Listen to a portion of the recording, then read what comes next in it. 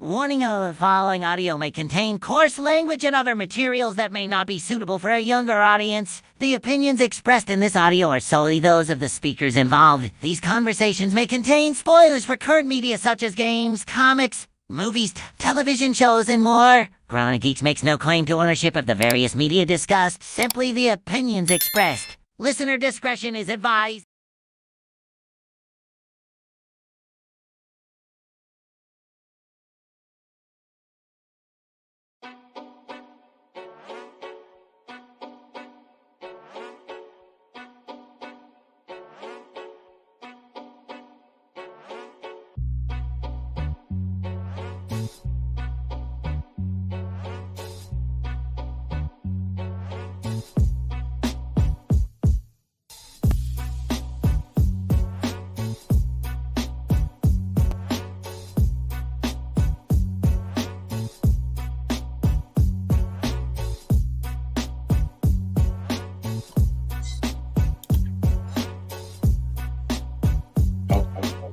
There you go. Who made this beat? Actually, I had a buddy of mine make this. Okay. So we would have something little, you know. And I'm going to get my cousins on also. Formerly the co-champs, now they're the co. Some Philly rappers. They're going to come on here. And he actually gave me like a couple of jams to put on, so it's royalty free for that. You got to worry about nobody having a problem with that. And we'll get it going. I get to use my thing as soon as he has his camera. Let's see. Where is it? Oh, is that someone here? What up, man? What's going on? Another day. I feel that. So, welcome, everyone. We are Grown Geeks. This is Weigh In Wednesday. You are awesome for being here. It is Fifth Wednesday. That is a first so far this year. Did not have anything on the calendar for a fifth Wednesday. We played around with a bunch of ideas and got a ton of things we want to do. It's just a matter of getting it all together. We had talked about possibly doing a therapy episode as a special episode. But therapy that's usually a pretty deep discussion, and we got to be a little bit better prepared to just up and do a therapy. And we haven't covered MCU on therapy yet, so that will be probably the next therapy topic. We've covered MCU. We covered Star Wars. Surprisingly easy to cover Star Wars. We managed to cover that in one episode because it's just the Skywalker saga. And there, Yeah. Well, it's just like stop rehashing stuff. You know what I mean? Yeah. Like, just we got this. We didn't need Boba Fett. We got a new Boba Fett. Just Right. like, let's move on. We got a Boba Fett done right. We got a Boba Fett done right, and so I mean, Andor was good. I enjoyed it. Yeah. I mean, and I have to finish. I have to finish Andor. I have. Yeah, it wasn't like it. It wasn't like it didn't make me like feel like Mandalorian does, where it's like every week I gotta watch because I'm gonna see something I feel like is crazy. It was more like Andor felt like The Crown, where it was just like I'll sit down and watch 3 or 4 episodes at a time, while I'm working in the background, but I'm not like this is my sit down glaucoma medicine. Right. It doesn't have me glued to the TV. It's interesting content, and it was like I really had to break down for the wife. We were trying to decide to start watching. I had to like kind of break down what it was, and so we went back, and she was thinking that what did we watch the other day? As we were watching The Mandalorian, I went back and I went through a couple of episodes, and I was showing her something from. She thought Poe Dameron was Cassian Andor, and she was like, "So is that the guy with the show?" And I was like, "No, that's Poe." He's the new rogue-like character, the pilot, and it was kind of weird because they almost have. We have another guest joining. Nope, don't worry, Dave. That was my doorbell. it's a new, I got a Stream Deck, and so I've been kind of playing with some Stream Deck stuff. Linda, what's going on? I got you. Hello. And so in playing with the Stream Deck, we'll have some nifty little stuff added in for content. But yeah, we were going through and she was looking at it, and so I pulled up Rogue One, and we skimmed through Rogue One, and I fast forwarded through half of it to just kind of recap her. She had seen it, just didn't recall who was who and what was what. And so, once we put it together, it was like, oh, okay, so this is who Andor is. This is what this is about. Got it. So maybe we'll get back to it, and maybe she'll, be interested to watch it. I can go back and rewatch. I do like the dual stories that are going on in The Mandalorian right now. That's making for some interesting content with Dr. Pershing, and it's trying to make sense of the new trilogy, and I appreciate Dave Filoni for doing that, trying to clean it up a little bit. So good on him for that. Yeah, but don't go too deep into it, brother. We here for we really are. We are, right? We are. One episode per season, but don't pull this Boba Fett shit where it's like we supposed to be watching a show about Boba Fett and it's 3 Mandalorian episodes in the middle of the season. True. But I mean, the stuff with Dr. Pershing and the communications officer and whatnot, some of that is kind of relevant because that ties into Moff Gideon, and if we can get Moff Gideon back in the show, that would make for interesting content. I do like everything we're getting with Bo-Katan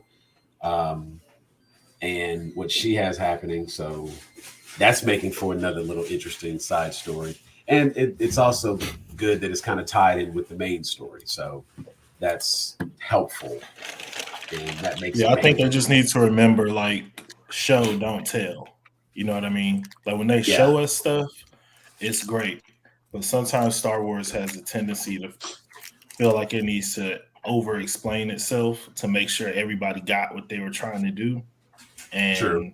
It just ends up detracting from some of the storytelling sometimes. Yeah, definitely. But another episode dropped today, so I'm excited to get to watch that. I am in the situation, much like you, Jeff, where I have to kind of wait till the wife is ready to sit down and watch. So I am not as up on my content. Fortunately, I haven't gotten into a whole backlog of anything yet. But I've got a couple of anime episodes I got to catch up on. I don't even know what's happening in My Hero right now. Last thing I saw was Deku versus Class 1A. Yep. And I think there's 2 episodes since then. Yes. Yeah. Okay, so I'm only 2 episodes behind on that, and that's just like a dinner time watch. I'll sit and just power through those. I got to see what's happening in Ruby, the new season, the little Alice in Wonderland goodness. There is a good. Yeah. So there's a lot of stuff going on in Ruby right now. So a lot. Wait, is it Alice in Wonderland anime?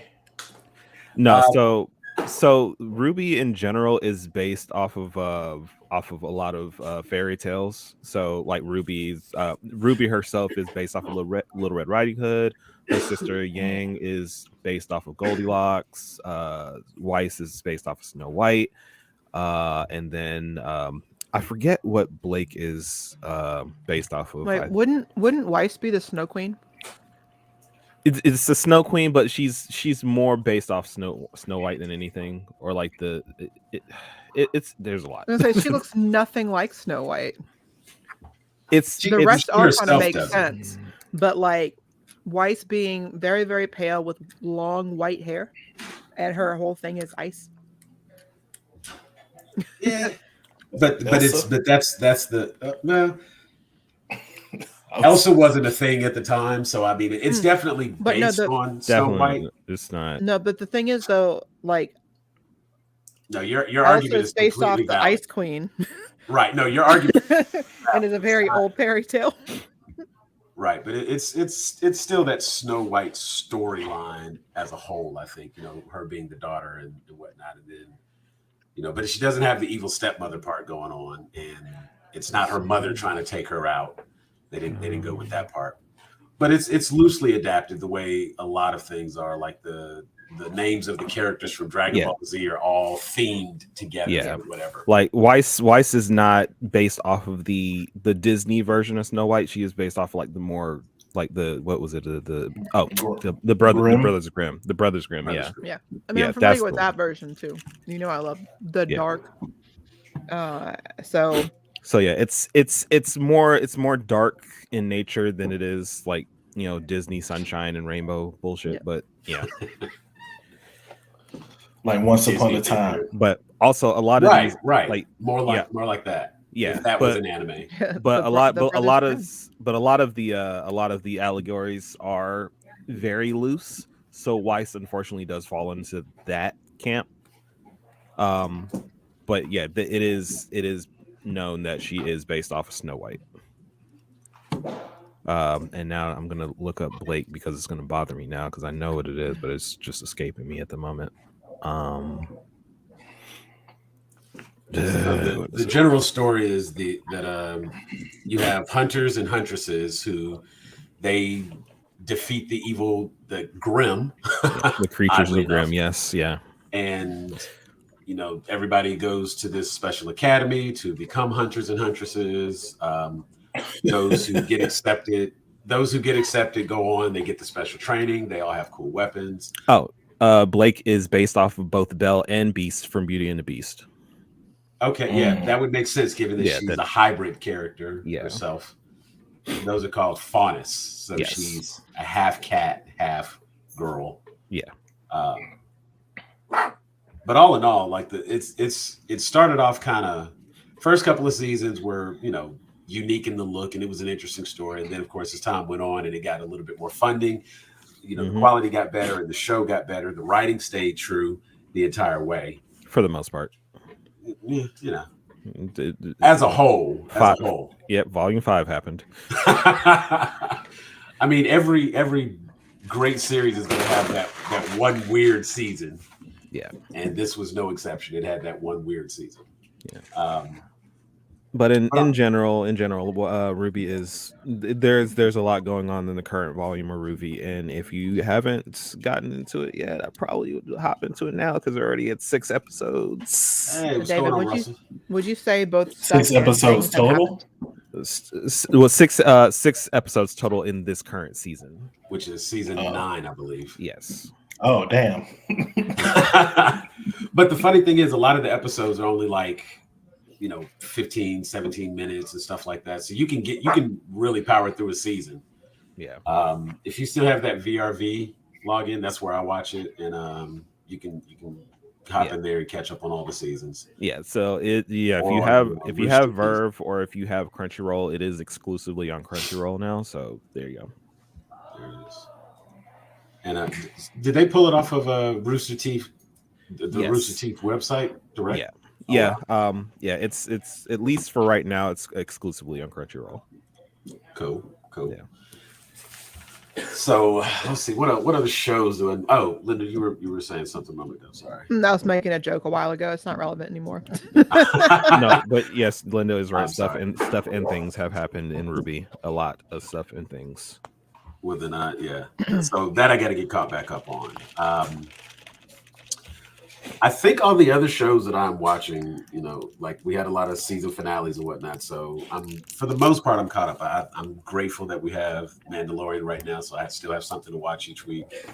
But I've missed out on some movies too, man. Like I haven't been to the theater. I haven't seen John Wick yet. I haven't seen Shazam yet. I haven't seen Creed. Just like tripping, man. I hadn't even been out to the theater like I normally would. I got to get back out there and go see some movies. Mm-hmm. Same. But I will say it's also like become very, very convenient to just sit at home and order everything on early access. So it's like, yeah, I can wait 30 days. Right. I'd be like, you know what? If I get it on Amazon in 30 days or Voodoo Movies or something. David and I watched something recently. Isn't that right, David? We've watched a lot of things. You got to be Ooh. more specific. We watched Luther. Yeah, the Luther movie. Yeah. Mm-hmm. Oh yeah, that's the new Idris Elba. Well, not even new. That's his newest movie for that character. Yes, that's the newest piece of media for the series. Yes. So I've heard good I things fuck with about it. Luther. Is the show like over and this is just a movie afterwards, or is this like an in between Yeah. series? No, this is the movie is a sequel to the series. So the series is done. It's kind of like Yes. Yeah, it's kind of like how they used to do Columbo, where it was like it wasn't really like a show; it was just like a series of made-for-TV mini movies featuring Basically, the yeah. same detective over and over. No, because Yes. I've watched Luther and the episodes weren't long like that. These Oh, yeah, weren't like no, Stephen yeah. King style things. No, this is Oh, what I no, was no, the asking first- is the movie a sequel to the series, and it's like Yes. Yeah. that's the end. Yes. Yeah. Okay. Yeah, yeah. So it's the Serenity to Firefly. Yes. Yeah. That's exactly. Gotcha. And it was really good. It was really good. Idris Elba, of course, did his thing, but that villain sold it. We need a series with a good villain. A lot of villains have been weak lately. What's his name? Andy Serkis. Yeah. Oh yeah. Yeah. So there you go. He got big for doing mocap and then suddenly became like this fantastic actor, which is really cool. Yeah. And so, yeah. Like, okay, so I have to go and so how many seasons of Luther are out there? Because I'm gonna have to go watch all the Luther so that I can watch. I think the it's movie. like 3, but the seasons aren't long because it's a I British believe. TV show.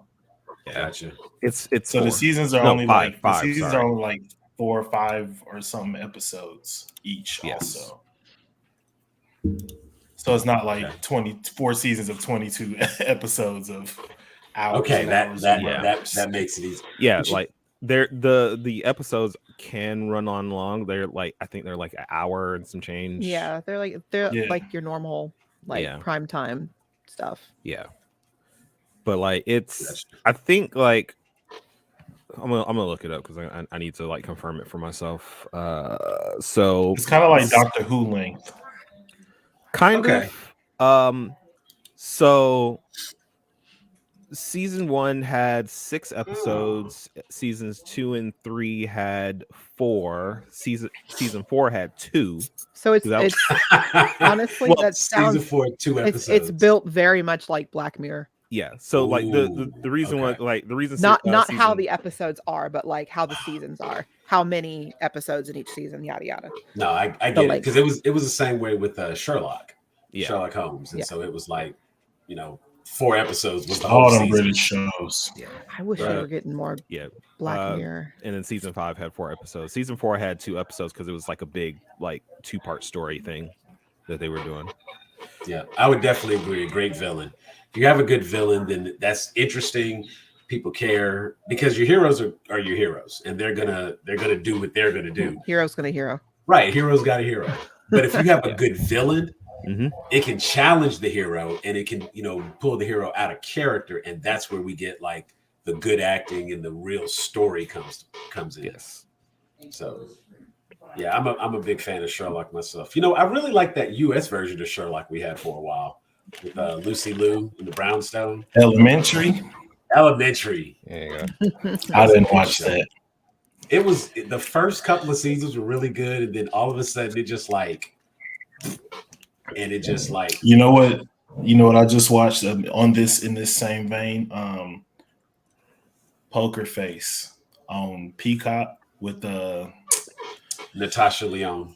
Natasha Lyonne. I always want to call her Natasha Leggero, but that's somebody completely different. Right, yeah. right. She's basically like a human lie detector, but Right. some crazy shit goes down in the first episode, and she basically has to go on the run across the country. And on her way across the country, she just is like surrounded by different like murders and mishaps that she ends up like solving using her like innate lie detector test. But she's basically like female Columbo. So if you like that kind of comedic but still dark style, is Ryan Johnson created it and directed a bunch of the episodes, and there's like crazy good like guest stars all throughout. Benjamin Bratt, just like a whole Lil Rel is in the episode, and the dude who played Tuvok from Voyager is in the episode, and each of the episodes are kind of like themed as well. So the way they tell the story and stylistically how each director treats each episode. There's actually a really good episode with I forget his name. I can't even think of a movie he's in. Forget about it. But it's really good. But like a bunch of craziness happens, and yeah, it's just like a really good mystery show, but not the mystery in terms of in most mysteries, everybody, including the audience, is waiting to see like what happened. But this is the one of those where they kind of show you what happens and then go back and show you how the main character is involved, and then show you like even something underlying that's like even bigger twist on the whole story that not even the audience knows. So it was just really clever storytelling, I think. And I mean, Ryan Johnson created Knives Out, so he knows how to create like a mystery that even when you feel like you solved it, there's still like something that you haven't solved yet. So, right. That's my recommendation if you like procedural mystery type shows. Now, I do have Poker Face on. It's added to my list. It's on my watch list. It's in queue. And currently, like oddly enough, the wife and I are going back through. Like I've seen all the episodes of Psych and all the movies.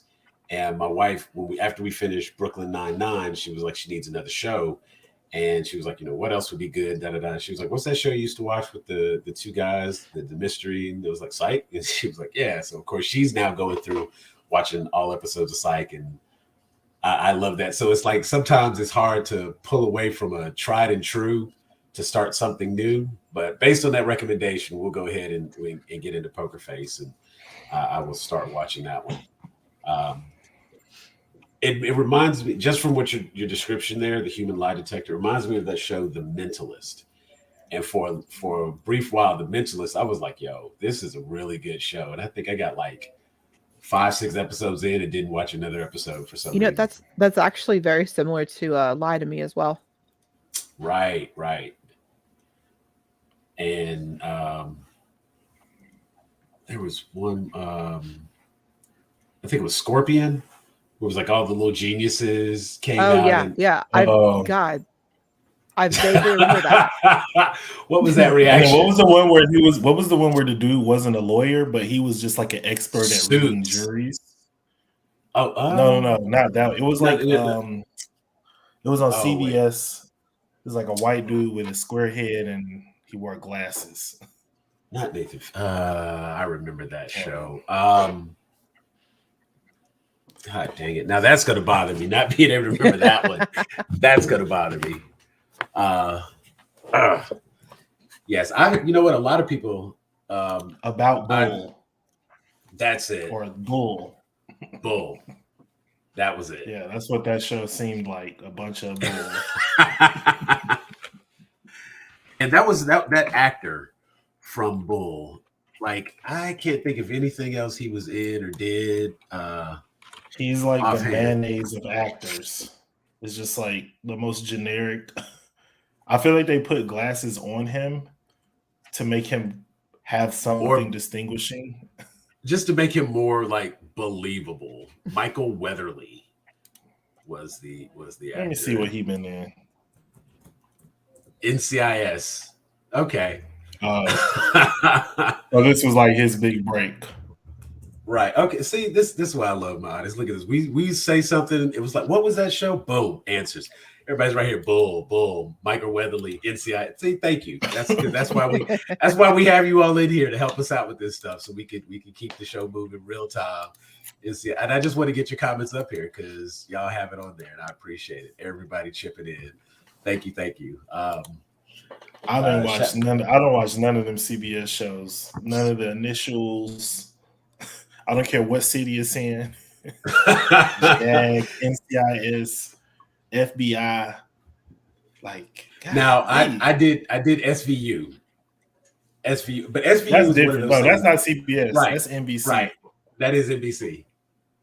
But it was still like one of the weird initials, but it was actually Law and Order SVU. Yes. So that does make it a little different. Speaking of initials, I used to watch all of the shows that came on USA for a while, because that was where I watched, and Suits was my jam. Suits and what was the one when you're a spy? Burn Notice.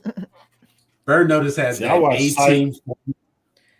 I watched Psych. I liked Monk. Yeah, I like that. I like Fairly Legal. I watched all the Bones. Now, Bones had an interesting premise, because it was like that was a writer and but she was an anthropologist combined with FBI agent. She was also a writer as well, but it was the fact she was a master genius anthropologist, I believe, like top in the world or whatever. And but it was really good. And the chemistry in general worked really well between the two main characters. Right. And I think that really helped, especially keep the show going as long as it did. Oh, it definitely does. And I always find it interesting, like whenever you get to like season 2 or season 3, when the lead actor or actress and whatnot, whenever they take over as like executive producer to kind of keep the show going. And because we were looking at I think we're like season 2 of Psych, and Dule Hill and Rode, they were the executive producers after that. And it kind of shows as they just got like more, the show just got goofier and goofier. And in a weird way, that made it better. No, like it improved the show. They leaned into the characters. That's actually one of the reasons why I think Bones continued to do as well as it did, because Emily Deschanel is extremely talented as far as being a director goes. And she's in my opinion, she's my favorite of the Deschanel sisters. But it might just be I'm partial to Bones. Zoe's I think the younger sister. She is the younger sister. Yep. And she did play a guest role on Bones. She was like her cousin or something like that, if I recall. Fitting. It makes sense. Yeah, but let's see. I loved Criminal Minds as well. I didn't like the spin-off one with Forrest Whitaker, but I liked like the main one that had Mandy Patinkin for I think the beginning of it, and then he ended up retiring. But I follow him on TikTok. It's actually a really fun account. Cool. There was now Criminal Minds was that the FBI show where they were? That was it wasn't FBI. It was the Criminal Analysis Unit. Okay. Criminal Minds is the one that had the guy, the light skinned guy in all the Tyler Perry movies. Shamar Moore. There it is. That had the top the 5 worst hairdo ever. That had the woman that's essentially me. So no. Criminal Minds. That one. I'm because that has the baby girl thing. Yeah, that was that one. Fam, that's how you know you look good. When you can be in a movie with a wig that bad and women still say you look good. Still swoon. Mm-hmm. Listen, we're not looking. He was a host of Soul Train. And he can't dance. Yep. And there's so many clips of him dancing bad on Soul Train. Doesn't matter. He looked good. Still love him. Listen, because he looked good. You know he's fine. He looked too good to care. Okay, we don't care about the rest of that. Okay. Oh man, to live that life. I can't imagine. Personally, he's in Sonic the Hedgehog. Yeah. That just he just gets better and better. I can't even hate on him no more. He was one of my easiest, biggest hater targets when I was a kid coming up, because that's who all the girls I was around like. But then I was like, man, He was in Sonic. It's time to let this beef go, Shamar. We squashed it. He's redeemed from Sonic. That is we squashed it. Mhm. It's all good. I'm not even mad at that. David, is that the same for you? Even though you know that he could take your girl whenever he wanted. You said that so confidently on the internet just now. Right. It's a reality we know we live with, but we don't like to talk about. Right. Yeah, we're not gonna, Like, that's why I be like, Just that's all casually just hitting me in the chest. That's crazy.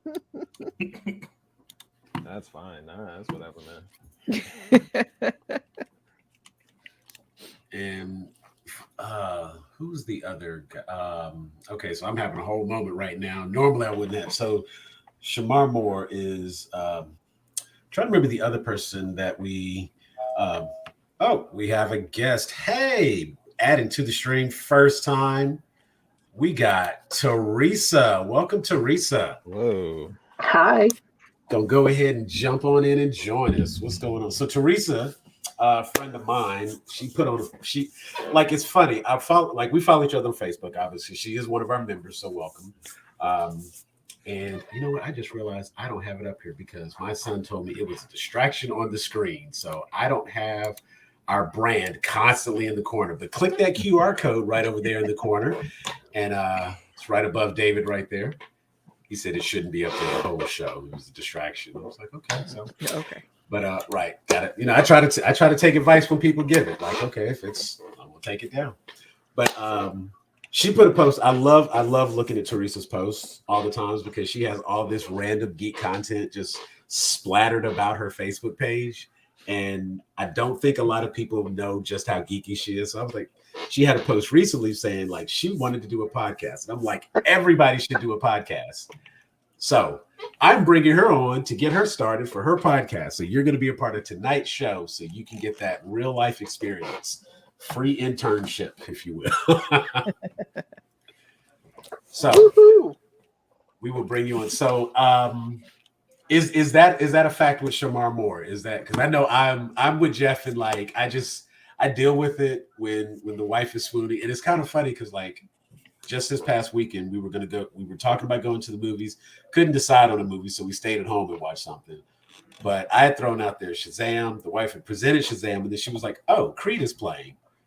You want to go see Creed?" And I was like, "Not really."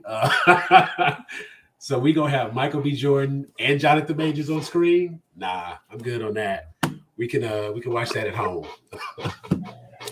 And so I felt like that would be, and I did have like a legit reason for it, but it was like I think that would be a better turn of events if we watch that at home. After, you know, like we could relax. We can relax in the comfort of the house while watching that. So Shamar Moore, is that a guaranteed seat filler? Yes. No. No, Oh, not in the theater. He's No, I mean, like, even to me. so like even for like a TV show, if a TV show stars Shamar Moore, is it like, oh, I want to check that out? Or is it just he's just an actor and There we go. that's what No, they just want to look at him. He honestly, I wouldn't There it really want to is. see him as the main character. I'd want him to be like shirtless? the shirtless, Exactly and, like, what he was in supporting- Sonic. and There you go. supporting the heroine of the story. Yeah, that's what I want to see. There you He go. doesn't do it for me. I liked him on Criminal Minds though because he was part of the ensemble cast. Oh yeah, and But same yeah, thing. I don't want to watch a show about him. Yeah. There and same thing. The whole chemistry. That's one of the reasons why I love Criminal Minds. The chemistry of everyone on that show, just about Right. was fantastic. Yeah, no, I think with Criminal Minds, Spencer was for me that was the character that I was always interested in because he was I really just like such a quirky. Spencer, yeah. He was such a quirky person, and the what's the other guy, Hotch? Hotch was like, yeah, he was just like a really, I don't know, something about him. He was like aggressively cool, but like always so. He had so much drama going on, like right. at all times. Right. Oh my God. Another person who's just an interesting character. So it's like between Spencer and Hotch, it was like Shamar was there to say stuff and be cool and keep Penelope happy. Exactly. That's listen, it kept me happy too. My name's Garcia as well, so he does his job. That you know what? Now it makes sense. Now it makes sense. No, you know how often I got that when I worked at Lane Bryant, specifically Lane Bryant. Nowhere else of any other place I've worked. I got it a little bit at GameStop, but I think it was the time that I was working there. I think Criminal Minds was kind of at its peak. And people come in, oh my God, did anyone tell you? And it might just be the demographic of people that come in to some place like that versus GameStop. But yeah, they're like, oh my God, did anyone ever tell you, like, you watch Criminal Minds? You look just like that Garcia woman in there. I'm like, guess what my last name is? So that was a interesting time. I just kind of leaned into it after that. I'm like, okay, sure. It fits. It works. I could. Yeah, I'm like, I can a little bit there. It's mostly just because I'm a plus size gal who dresses quirky. So. But Penelope was really cool, and she's really smart, and was a really good addition. Like, I won't say the heart of the show because that just sounds corny and cheesy, but like. Very, very like she was a critical person on that show. Yes. So much shit would not have gotten done had it not been for her. You know what I'm saying? And they do that a lot of times. Right. You know what I'm saying? Like she's that Oracle character, and she's, you know, you got the person that's sitting right there clicking away at the keyboard. For David to understand, you're a Futaba. No. Well, no, I mean to use the Spider-Man reference, you know, she's the girl at the desk. You got to have a girl at the desk. If you don't have a girl at the desk, things aren't going to happen. Because even on, I think it's NCIS, like the quirky goth girl from that. I actually always hated her. She always seemed like it. She seemed like someone, like a boomer wrote her. Yes, she looks like she was built in a lab by people who studied what teens are at Hot Topic for a summer. Like how you doing? How you doing, fellow goths? It just like no. Okay, what's funny is yes. I worked at Hot Topic for a couple years, and once again, this is around the peak popularity of shows like NCIS, and that Abby, I think is her name, was well established at that point. I recognized, like, going forward after working at Hot Topic, she would pop up here and there on like memes or whatever online, or in like commercials, like advertising the show or whatever. I would recognize pieces of her outfits as crap we sold at Hot Topic. Wow. Specifically, and this is like before Amazon and all that. So like there wasn't a thing where if you sell at Hot Topic, there's probably like 20,000 different knockoffs that look exactly the same sold everywhere else. No, this is like, oh, this was definitely from Hot Topic. Yeah. And I'm like, oh my God, they literally are just sending someone to a Hot Topic and having them buy some stuff and throwing it on the character. Yeah. That's why I preferred Garcia, because she had a more unique sense of style. It wasn't just a generic goth, you know, whatever. Right. And I think between the two, Garcia's character was written better. Yes. They needed somebody to try to pull in the right people, because Mark Harmon is, you know, people who are watching NCIS, they're watching NCIS, and so you need something to try to appeal to everyone, so you can get in all the various demographics. And she was the draw for a lot, because admittedly it was one of those things like, okay, who is that? And you want to go and you check out the show for that, and you may stay because the show's good or there's something else about it that you like. Yeah, you're not staying for her. The eye-catching, like, quirky thing that pulls you in. Right. And then you get there and you're like, oh, this is kind of cool. Stuff's happening, and you know, you're watching this. But it's like Criminal Minds, I think was okay, so that should be a poll question. Which was the better show? Because Jeff, did you watch Criminal Minds? No. You already said you watch NCIS. I didn't watch none of them CBS shows. That's Yeah, why. listen, That's why I was we're- checking because it But wasn't we're talking Fox shows here too. So. right. That's why I was like, I had to check. Maybe you watch one and not the other. So See, but I that- went you know what? to so I was raised by my grandmother, so I watched a lot of mystery shows as a kid. So when I got to a place where I was like, I can pick what's on the TV, it was We're not doing not no a more lot mystery of shows. new mystery stuff Gotcha. until I like got out of college. I was actually because I didn't have cable growing up. I spent a lot of that time like catching up on like cartoons and shit I didn't get to watch the way I wanted to when I was a kid. So I never really got into a lot of those, but also I like to binge those shows because I'm used to like Matlock reruns. I mean Matlock Gotcha. marathons and like It's like Perry 5 Mason hours. marathons. Yeah. Yeah. So I got you. once streaming came in, I got back into like the mystery stuff, but that's kind of how I have to watch procedurals, just like as a marathon. So Teresa, which of those shows was your favorite? Because you chimed in on a few of them. You seem to know. You were familiar. Bull, NCIS. Bull is not going to be anybody's favorite. No, absolutely not. Criminal Minds is one of my favorite all-time shows. Okay. I did not watch NCIS. My dad loves NCIS. He'll just park his TV there. But and I think that kind of speaks to the demographic a little bit more. Yeah. But Criminal Minds is one of my backups. If I absolutely can't think of anything else, then I go to Criminal Minds. It's always there for me. Gotcha. All right, Russ, we appreciate you stopping by, man. Everybody go check out Jam Run. Coming soon. You can find it on, I think he said it was on Amazon, and you can go to post the website one time, and I'll put it up here for you. Russell is our resident author. Jam Run comes out Friday. So that is congratulations, man. Another book out. That is awesome. Be sure to put is it Russell? I think it's russellparkway.com or russellbrooks.com. But hopefully he'll post it and we'll have it up here for him. So yeah, there it is, russellparkway.com. See, I be on it, man. I try to remember this stuff for y'all. Hey, welcome. Just got home with the missus. Wanted to watch the channel, show some love. Appreciate it, man. Thank you so much. I was actually watching Triforce Hunter and Coin Halo Gaming earlier. They had a live. They were running earlier, playing a nice little Contra clone.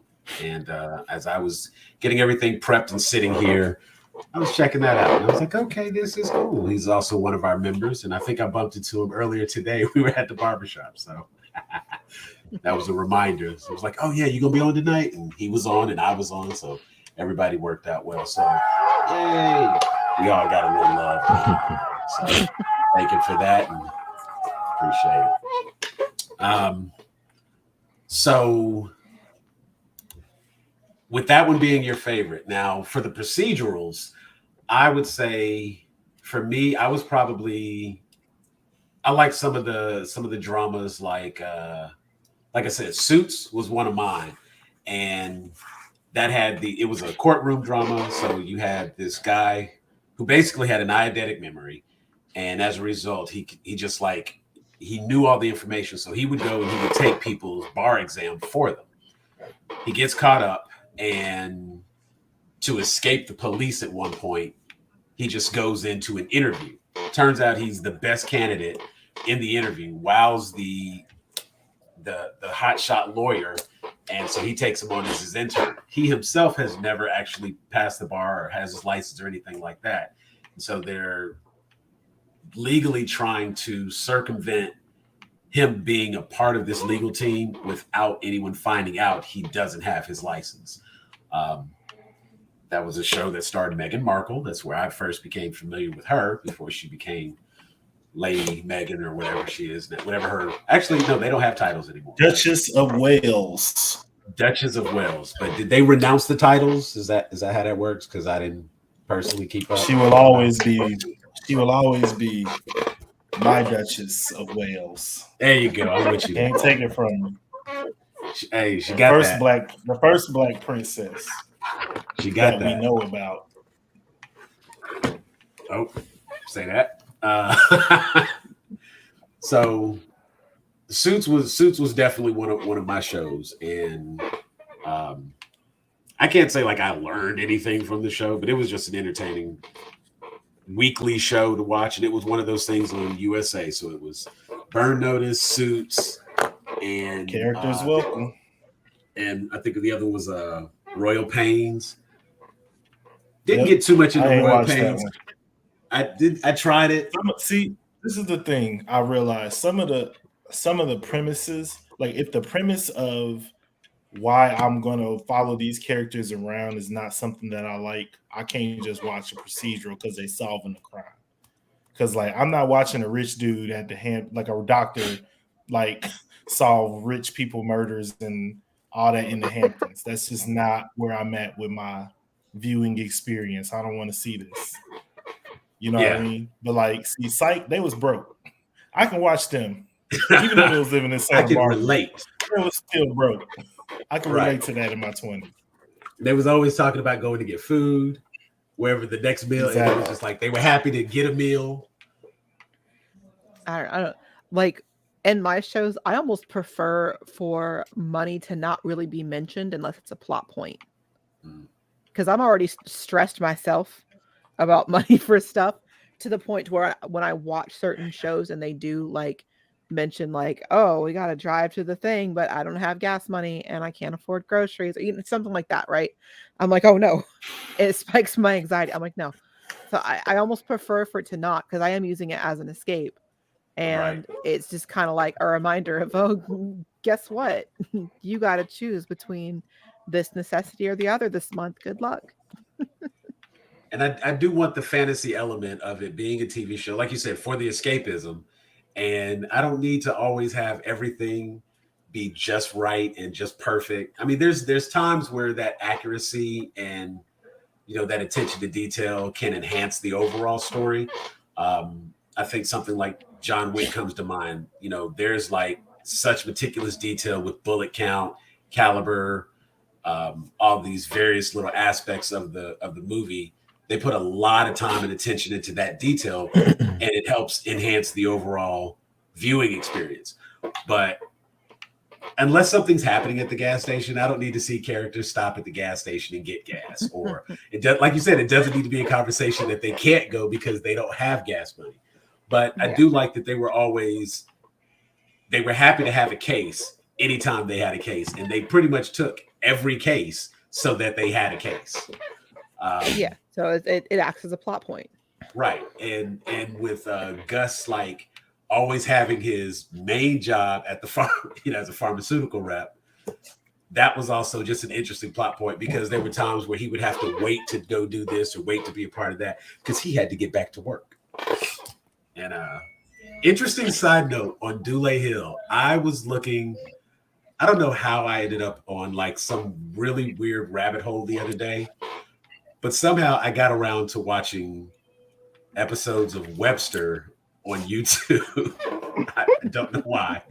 But I was watching one, and there was a clip that had Webster and Ben Vereen.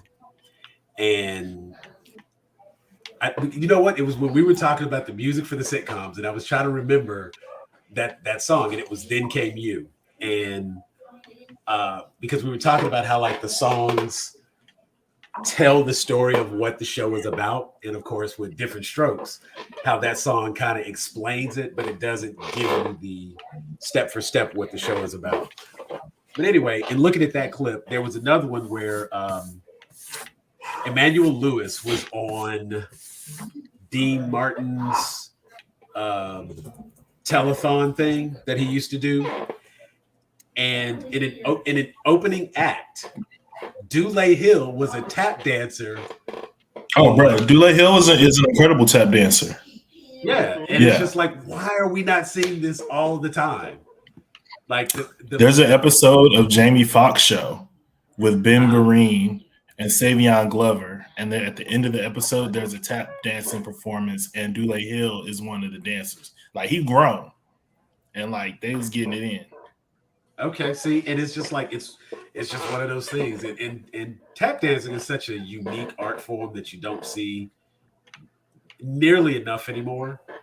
But it used to be the thing that you just saw all the time, and now it seems like every blue moon somebody's tap dancing. Have you ever seen Tap? The movie? Yeah. It's an 80s movie starring Gregory Hines. Yeah. Savion Glover's first movie.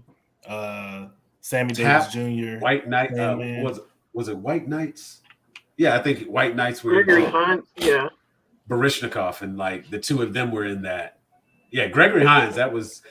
I remember two things from Joe Morton. Yeah, I remember Joe. Joe Morton is always going to be the guy from Terminator that created.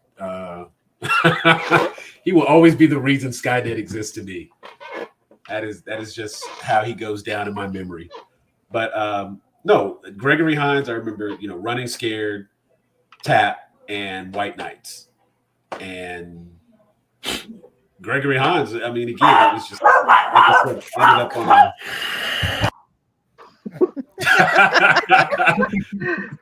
I assume our roommate walked down the stairs next to the bedroom window.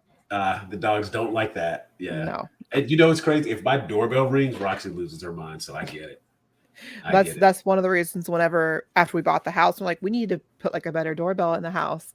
And I got the smart doorbell. I'm like, okay, I could also buy a receiver for it to like chime in the whole house, or I could keep it to where it just chimes my phone. And it just buzzes my phone instead. The dogs don't get aggravated by that, and they're fine. That works out. Yeah, that was so with Dule Hill, I know him on Ballers.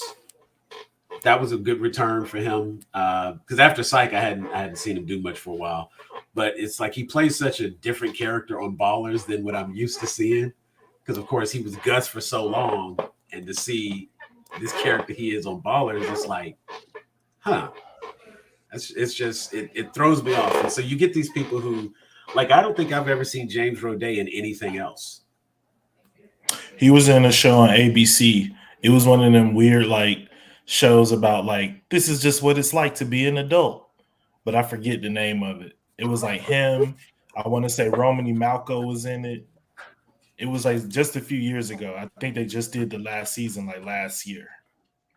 Oh wow. Oh yeah, he was. It's one of those crying shows. Yeah, that's what I'm saying. Adulthood. Yeah. Not This Is Us. No. A Million Little Things. Yes. I can't want to say everything all at once, but I was like, right. I know. That's why I was like, oh yeah, I remember that. And again, that's another one because of Romany Malco. And it's funny how you like follow these actors at times. You get familiar with them from this or that, and because of course for him, it's Think Like a Man, and he was also in a really good show, No Ordinary Family. No, bro, 40-year-old version. That's what people know him from. Yeah.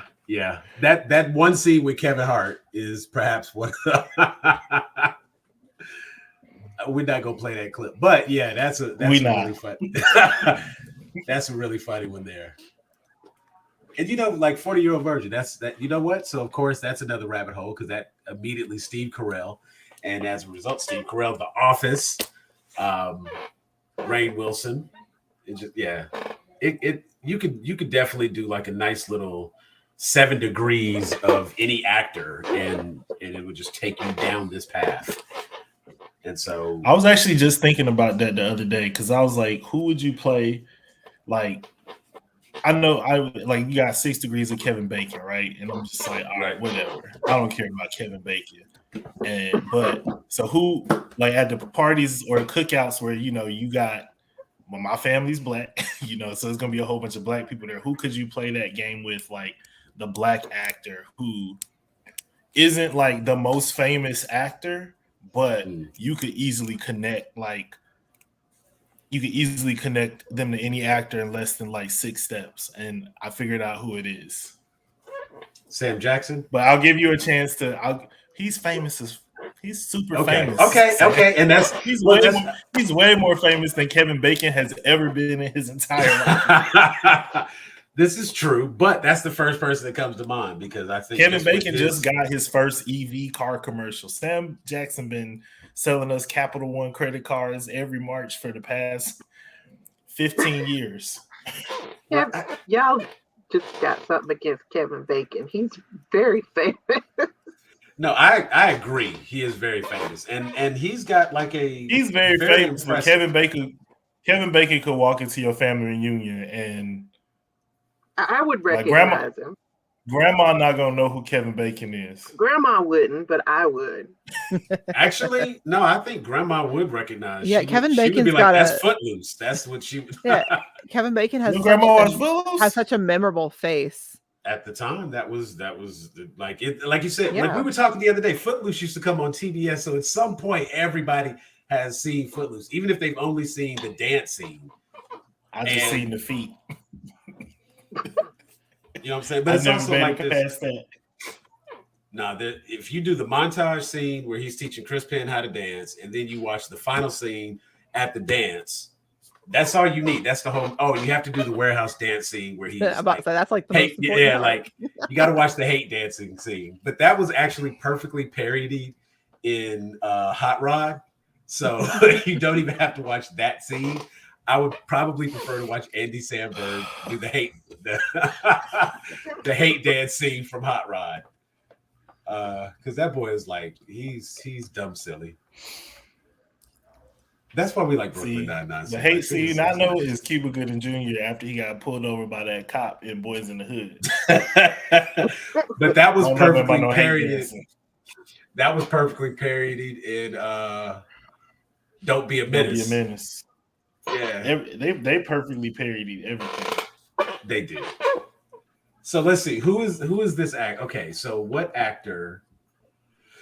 Let me think. You don't have to try to figure out mine. I'm gonna tell you, but I'm thinking what actor would be connected. And my person is less famous than Kevin Bacon. Oh, so it just has to be like a. Ooh, okay. There's a hint. It's a she. It's a woman. Let's see. I don't know. Who do you think? I would say it's been in everything connected. She would have to be see, everybody that comes to mind is still going to be like probably big names. Because I would think like a Lynn Whitfield or a Jennifer Lewis who. What was the question? What actor or actress could you replace Kevin Bacon in 7 or 6 Degrees of Kevin Bacon, where within 6 films, like been in everything with everybody, right? Or you can get to any actor within 6 movies. Okay. And so it's just like or TV shows or any acting. Right. So all right, I'm gonna just tell you who my. I think those are good answers. Mine is Marley Gibb from 227/Florence on the Jeffersons. Okay. I've been watching 227. They had so many famous people on that show, whether it's like guest stars just coming out, recurring roles, and then random people too. So even like if you want to say like Ray J, all right, Marla Gibb, 227. Countess Vaughn was on 227 when she was a kid. She grows up to be on Moesha. Ray J was on Moesha. Boom. Okay, yeah. Tom, see now that one, I like that answer, but I think Tom Hanks is again too big a star. Because I would definitely put Tom Hanks over Kevin Bacon. You can do. Oh Shamar Moore. Absolutely. Yeah, Shamar Moore. I mean, for that matter, you can literally kind of do. I was like, it kind of works because he definitely has been a guest star on Moesha probably at some point, or the Parkers. Or if not, I mean, it's he does have the Tyler Perry stuff, which has a lot of other actors and actresses attached to that as well. Yeah, and with that's kind of where I'm thinking of. Plus the Criminal Minds, who've kind of like in and out, because he's also on Criminal Minds with other older actors who will have a longer history for starring with people. That actually is not a bad. That kind of works. Like the Tyler Perry tie-in. You can't have everything, Shamar. Damn it, man. You know Look, what I'm saying? he got y'all's women. Now now he's got this from Kevin Bacon. It's never enough. You know, and it's just funny because it's like in not discography, but in his cinematography, you know, he's got The Young and the Restless. As we mentioned, Soul Train. So just having the music aspect, all the people who passed through Soul Train. I can't believe. Sam, like, have you seen the clips of him on Soul Train, bro? Yes, man, it is so bad. And like, you know what? For those people who haven't seen it, let me see if I can find. This is just me thinking about him. He would be dancing with the women, and I'm just like, bro, y'all like this? And everybody be like, yes. I said that's my man, and I'm gonna stick beside him. You know what? Hold on. Okay, so I'm not gonna pull audio from this because I don't know how. Even though it's a YouTube video, I don't know how they're gonna feel about it. But we're gonna. Questlove is directing the Soul Train documentary, by the way, and I'm really, really curious how he's gonna handle the Shamar Moore years. Yo, he's wilding. He is wilding, bro. I mean, why does he look so stiff too? Why does he not have a shirt on, bro? Because listen, why would he ever actually wear a shirt though? That's the only reason. True. Like, if I looked like that, I would never wear a shirt. All this dude is doing. It's like, no, babe, I'm not taking you to see the new Tyler Perry movie. Right. You know what? I hope that Tyler Perry makes the next Magic Mike. That's all I gotta say. Surprising that he wasn't in the first one, like, because honestly, none of those guys could really dance that well. So. I still think it's hilarious they had Donald Glover in the second Magic Mike, but he was a lounge singer. I know, but he looks so scrawny next to everyone else, and like he's not a bad looking dude, right? But you put him next to these people that are like half steroids and half muscle, and it was an unfair comparison. Look, I was flipping through the channels and I flipped and I saw like Donald Glover, and I was like, oh, what's this? I never seen. I don't know what movie or what show this would be. That's like he's just on HBO. I was like in a hotel. So then I'm like, okay, cool. Donald Glover's singing to some chick. For some reason, he's got his shirt off, but whatever. I like Donald Glover. He usually makes good choices. Then, like, boom, cut scene. It's just like beef. I'm like, Paul, like, wait a minute. How did this happen? I honestly didn't remember that he was in it. Yeah. I honestly didn't. That's even worse. Right. I mean, I hope Donald's not listening. Have a bit of a Channing Tatum fixation, so see, and Channing Tatum doesn't do it for me. He just looks like generic white dude number 5. He definitely is creative player. he's like, so he's more game creative player 1. He's got main character action adventure. This is the clip. Oh, yeah, this is the clip. Because he's gonna do a move, and when you see him do it, so he can get away with literally just shaking his hips back and forth like these women. That is literally all he does. I always look back at some of this stuff too, and I'm like, oh, that's why I like that now that I'm an adult. Let me scrub through. Where is it? I know which one you're talking about. I thought it was on this one.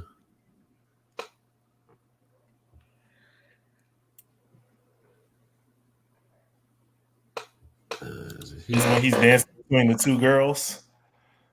Yeah, I mean they had a little segment of it towards the beginning, right? That's it right there. That's it right there. Why are you looking at the camera? And he's doing this weird, right? Are you ashamed? Like it was that move that everybody does now with the hips, and it's just like it's just like the one side. Yeah, that's my man, and I'm gonna stick beside him. Right. It's that one hip. And of course it's crazy because now that's all the rave on all the TikTok dances. You know what I'm saying? That's what everybody does. They do the little hip sway bit. And it all started with Shamar Moore. Right. We gotta get his man his credit. Like nobody knew. Dance pioneer Shamar Moore. Well, I'll take Channing Tatum. Yeah, now he's a dancer. I will say, like, I am a little interested in seeing the newest one, Magic Mike's Last Dance or whatever. Oh, they are coming out with another one. Hey, yeah, David, guess what we're watching? No, it's cool because Salma Hayek's in it, and I think she has some David, dance. So it's like, yeah, we told the wife, I was like, yeah, we can check that one out. That, David, some for everybody. No, you can have fun with that. Bro, they is not about to have Salma Hayek in there doing what they about to have Channing Tatum in there doing. Them women is not coming to see Salma Hayek get active. I mean, you want to talk? You want to talk about pissing a bunch of women off? Let that movie have Salma Hayek on the pole. Boo. I mean, you act like 90% of all women are heterosexual, and a lot of women love at least like the view of what other women look like. Yeah, we appreciate each other.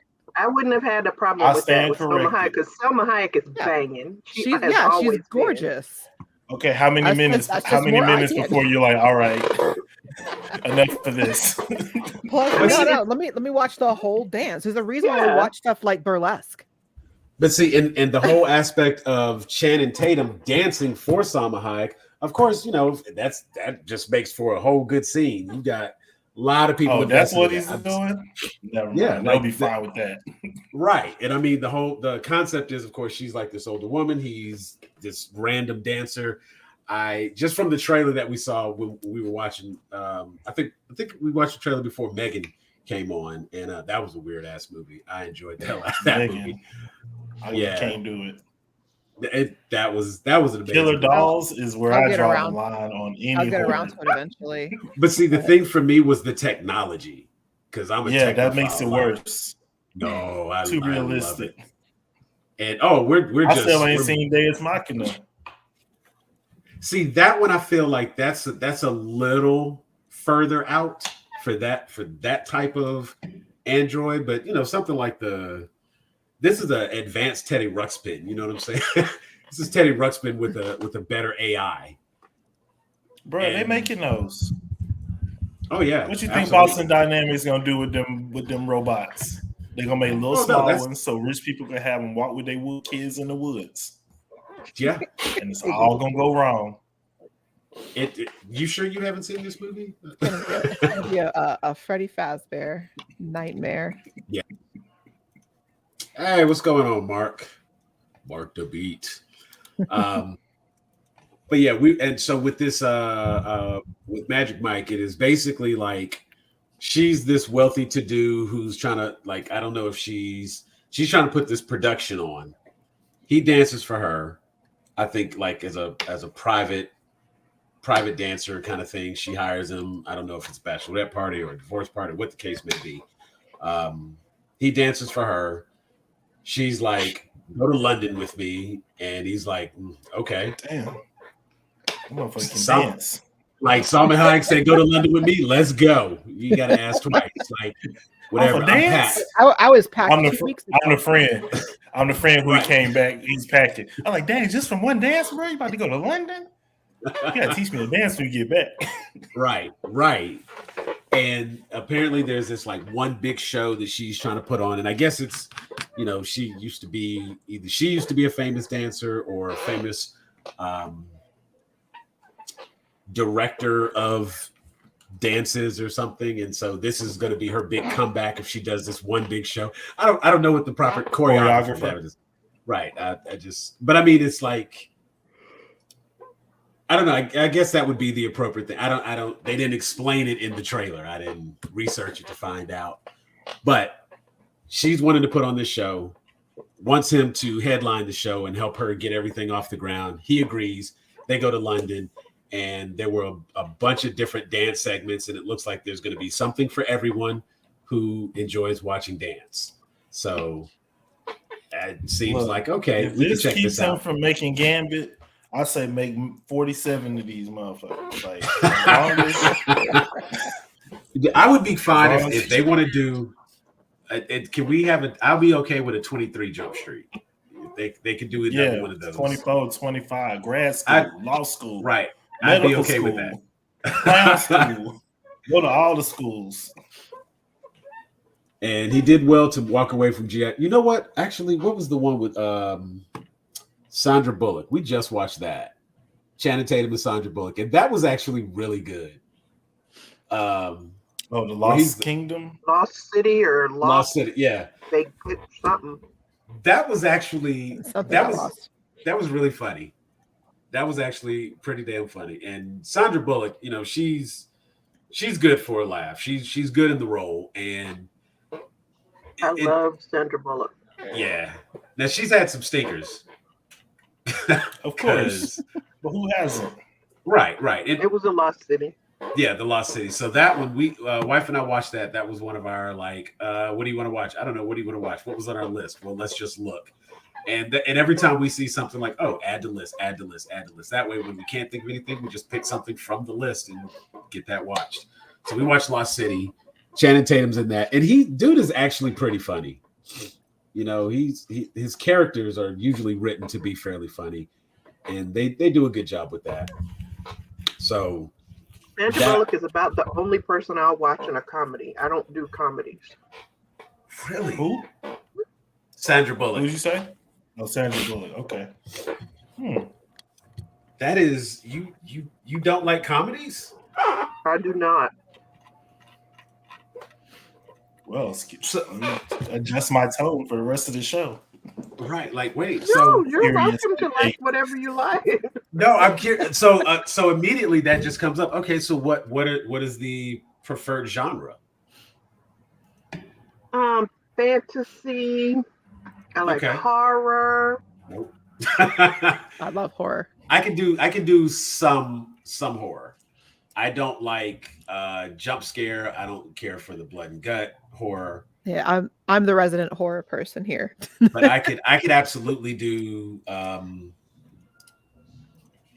like something like Megan. I could do that. My wife got me to watch the series. I think it was The Conjuring, whatever Patrick Wilson and what's that other lady? Yeah, it's The Conjuring universe with Patrick Wilson. Yeah, I've watched and seen. Of course, it was like, oh, I know him. I like him. He's a good actor. And she was like, yeah, this movie connects to that movie. So I was like, okay, cool. We'll check that out. It's a whole big thing. Yeah, now, so it's like horror. I have to admit that in my old age, I have become kind of soft. When I was younger, I would watch anything. In a room by myself in the dark, I would watch anything. Now, not so much. I still like horror, but I might need some company. Gotcha. No, and that's absolutely fair. Like, some of this stuff that they have out, we watched Black Phone with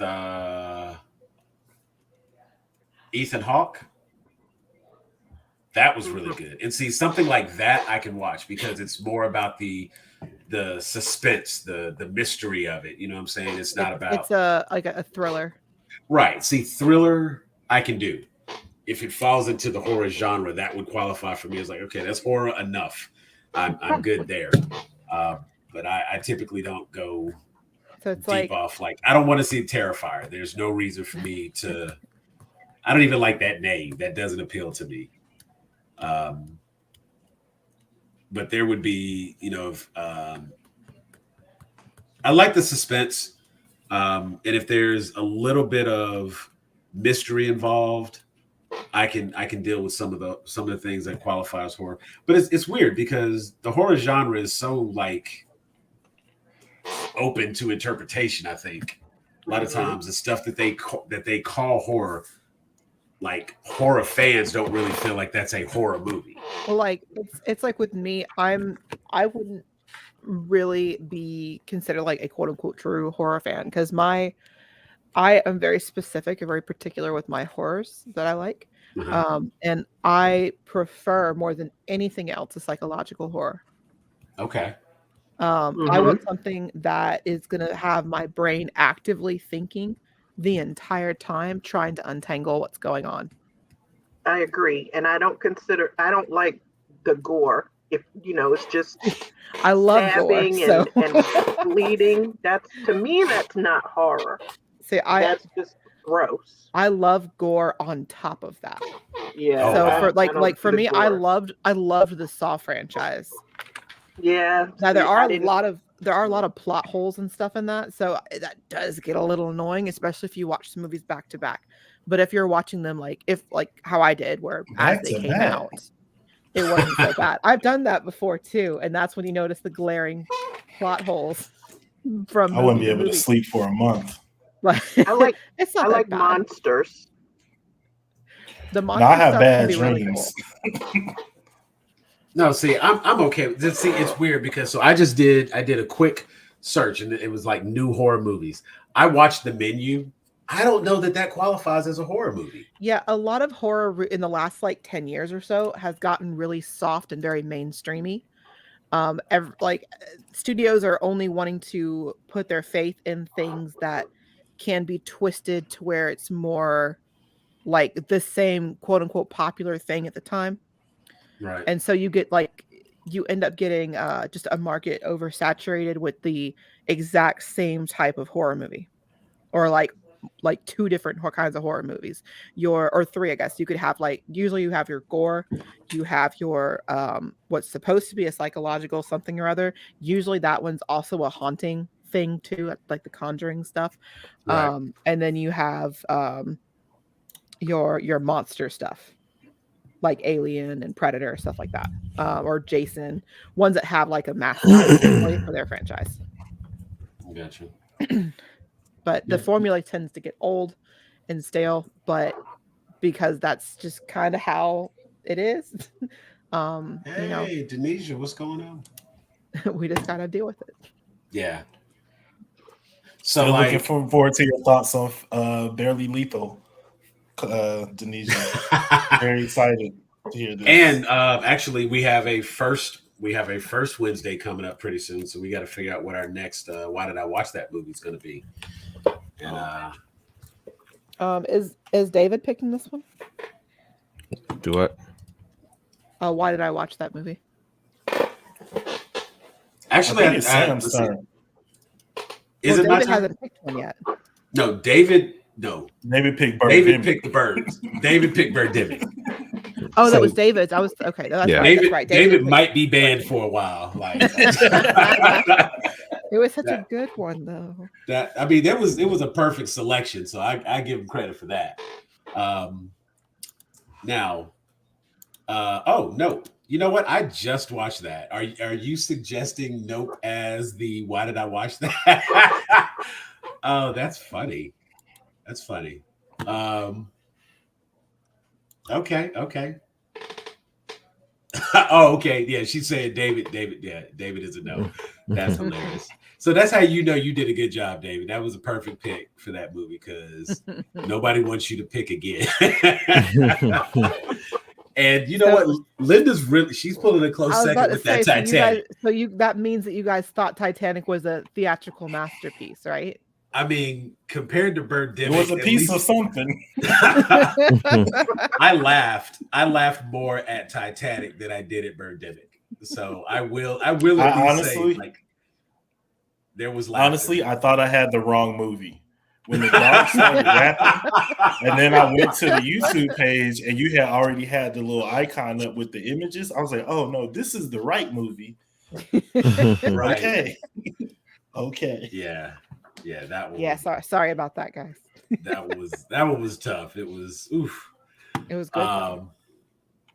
So yeah, but it was perfect because I had actually never really seen one of those movies they were talking about in the Chip and Dale reboot where they were just basically ripping off all these different IPs and mashing them up into one movie. So we're not. So what you're saying is we're not doing Food Fight. I want to do Food Fight though. It's so good. Wait, what's And then that's the Seth Rogen hot dog. No, that's Sausage no, Party. that's Sausage Party. Food Fight's something completely different. Food Fight stars Hilary right. Duff and Charlie Sheen. Oh my God! Does I remember. And it has I know Wayne what Brady. this is. I No, remember we you talking definitely about should do that. this because they actually did it with. This was actually like officially licensed though too, right? Yes. Yep. Right. Yes. This was a movie that was made like 1 year and didn't get released for like 5 years or something, Well, no, right? apparently the whole movie got just like Corporate destroyed in corporate espionage. espionage. Wow. And yeah, they end up having to redo the whole thing because they're like, we've spent so much money on these IPs and to have these actors and stuff, we have to do this. So they rushed something out that looks like how it looks. These dudes And, went out with a movie starring the Vlasic Pelican, Charlie the Tuna from and the California Tinky Man, and Miss Raisins. Buttersworth. That's the poster. The Chiquita Banana Lady. Yeah, and then what's funny is they're not even the main characters. Yeah. The main characters are in the background. The dog That's definitely a weird licensing line. move. They were like, you can use our character if you put him on the poster. Front and center. That Charlie is. the Tuna. Tell Mila to shut up, David. That is. It sounds like an excuse because it sucks. You know what? Let's see. So real quick, this one. Let's see. Food. Okay, Food Fight might be the one. Wow. Okay. Ooh. Bring it on. Cheer or die. Which Oh, one God, is that? no. I didn't even know that was a thing. I know they did like a couple more movies Yeah, for there's- Bring It On. There's a lot of Bring It On movies. Ooh, 2022. I never Cheer or watched die. any of the other ones just out of respect for the original. I don't know. Wasn't that weird? We got two cheerleader, like different kinds of cheerleader movies around the same time, both starring people that were much older than anyone who would actually still be a cheerleader. Yeah, that was. But But again, again, You had Bring It On, and you had the one where they robbed banks or whatever. that one actually had Tommy Lee Jones. No. That was the different one where the cheerleaders had to be protected, yeah, that was like Man of the House or something. yeah. Um, The bank robbing cheerleaders. I can. Sugar and Spice. There it is. I can picture that. I know what movie you're talking about. Bring It On and Sugar and Spice. Yeah. Oh, I missed that one. Oh, okay. No, I remember this. Yeah. Yeah. It's like a fever dream, but it did happen. Yeah, this one didn't have no black people in it, so I didn't watch it at the time. Let's see. Bring It On, Cheer or Die, Rotten Tomatoes. Ooh. 13 tomato meters, 0 audience score. Okay, well. There it is. All right. There's got to be better bad. There's got to be better bad Bring It On movies than that one. No. What about I the one think Solange? She's See, in a and movie. it probably wouldn't be as bad because Solange is in it. Not to say that just makes it a good movie, but it probably got promoted a little bit more. People are going to like her performance kind of thing. And just as a general rating, it would go up because people are going to try to support it better. We should do a therapy on Bring It On. You know what? I haven't even why watched. Why is this not a Netflix series yet? I don't even think I've watched enough Bring It On On to the Clovers. Ooh. Okay, well, you know what? Pop it in your notebook because that one. Anytime you rub your hands together, you got an idea. Pop it in your notebook. We'll see about making that one happen as well. So okay, we're going to make it official right now. Bring It On, Cheer or Die. Denisha will be there for the next one. Next Wednesday, our first Wednesday. Why did I watch that? I don't know why I'd be agreeing to this stuff. This should be, oh man, I'm just looking at some of these photos and I'm like, what is this? Oh, and it looks like it is also a murder mystery is taking place as well. So, okay. That should be even more interesting. Sometimes,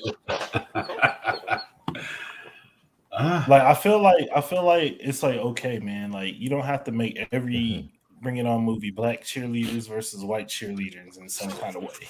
Like let's mix it up. They definitely went a different route with this one. Amsterdam with Christian Bale. That also had Washington's kid in. John David Washington. Yeah. That was recent, wasn't it? Yeah, and that's kind of sad because I'm like, oh, Amsterdam was bad. Oh man, I was gonna watch that. Now I'll probably have to because it will probably make it on a why did I watch that? We'll see about that. I gotta get some good movies in me real soon since I gotta watch this other stuff. Let's see. I am going to. Oh yeah, Christian Bale, Margot Robbie, John David Washington. Ooh, that was rated kind of high. It was a 32 tomato meter and 62 audience score. I don't know. That almost feels higher than anything else we watch. I think most of our stuff is like 50 or less. I feel like it's been less than 50. Oh, it's been like less than 20 with some of the stuff. We're not hitting double digits here. Right. We've been lucky to like scratch the surface on the higher end at any point. Oh, this one's got a 7. Things are looking up. Yeah, like we may have to check out Food Fight and Bring It On, Cheer or Die. Maybe we get a double feature. I don't know if I can do 2 bad movies. We'll do the one and we'll do the one and then we'll swing back around for that other. In the meantime, let me I just keep thinking about Wayne Brady as that poop squirrel. I need context for that comment. What? Wait, what? Yeah, Wayne Brady played. I paused because I was like, maybe y'all know something I don't. He's a poop squirrel. Wait, in that movie? Yes. That's a Food Fight. Like he's supposed to be chocolate, like a cereal mascot, I think, of a chocolate squirrel, like a chocolate flying squirrel. But he looks like poop. Not as much as the what was that, David? Like a weasel or something, right? Yeah. The poop rat. Wow. Oh, they look so bad. Everything looks so bad. Everything is terrible. Okay. It is. We're going to take a quick little break here. If anybody needs to get up, step away, we thank you. Just hang with us for just a moment.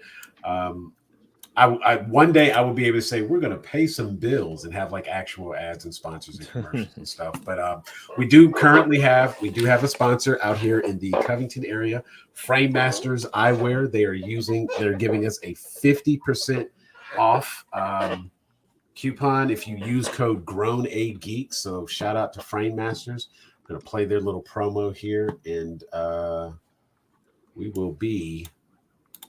Let me get a little thing queued up here. We will be right back. So come back in a minute. Oh, don't want to invite, want to present, share screen. There it is.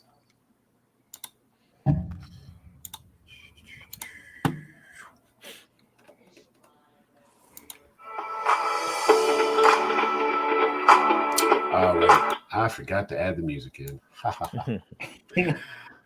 Yeah, it's like I just needed to do that automatically, but it doesn't do it automatically. So I gotta do it a certain way. I gotta click a little button so that it plays the music. It's a whole thing. But there we go. Now we got it. Boom.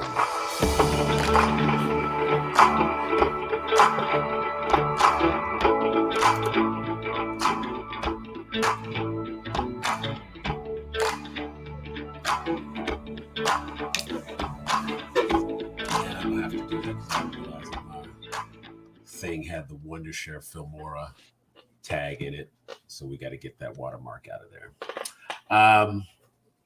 But yeah, that's Frame Masters Eyewear, 50% off with code GrownAGeeks. It's pretty dope. I really appreciate that they did this, and they're the ones who they put the lenses in my in my glasses, my Razer Bluetooth glasses. My Razer Bluetooth glasses with a blue light filter and audio, and I can switch audio over to this. Love it. Nice little nifty thing. And it was funny because at one point we had talked and we discussed, like, could we, with these glasses, when I did my initial unboxing, like, could you get custom lenses put in them? And you absolutely can. And Frame Masters was able to do that. They've also gotten me my actual prescription glasses, my reading glasses, and I have 2 pair of safety glasses for work, all able to get at Frame Masters in Covington. So I might have to pass that along to my mom because I got her the same Razer glasses, but she needs reading glasses while she works. yeah. So if they can put some reading glass frames in there, they might be absolutely can. And see, so here are my readers. And it's funny because when I went and got my vision checked, I can't see anything. Like inside my arm, everything is blurry. So like arm's length. And so when I'm sitting here at my computer, all 3 of my glasses are good for that. My readers are obviously specifically designed for that, but both my normal wear and my Razers have the progressive lenses, so I can wear them at all times, and it does all the proper vision correction. So we've got a plan for our next show, which is fantastic. Had a good chance to talk about some TV shows today. That's pretty cool. Like, I like TV. I don't think TV gets enough credit. It gets us through the week a lot of times, and a lot of people like to focus in on movies, which I'm definitely a movie person. So yeah, that's definitely one part of like the geekdom that we haven't touched on enough. I think is just normal like live action TV shows.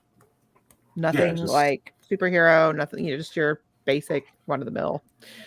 The stuff that we all used to watch on normal cable, Right. Or even the stuff that we just watch on normal TV when we have cable. So because that's the thing. Because like right now I'm at a point where so I cut the cord a few years ago because, and it's crazy because like where I work, I get a significant discount on television service if I chose to have it.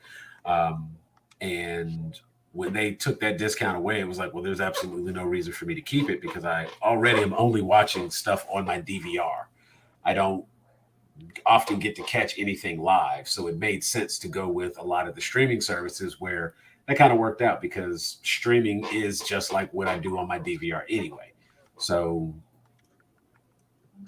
I want to say the last time I was watching series when they like came out, I think it was like Burn Notice. I would make it a point every week. And just going back to those USA shows, Burn Notice, Suits, Psych, I just kind of caught randomly when it was on. And then once I got heavy into my streaming, that's when I was like, okay, we're going to start at season 1 and watch every episode.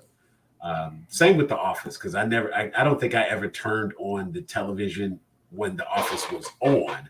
It was something that I just ended up picking up through streaming and was like, okay, we're going to start at episode 1 and go through the series. Same with Brooklyn Nine-Nine. Even though it came on every week, I don't think I ever turned on the TV at any point and it was on.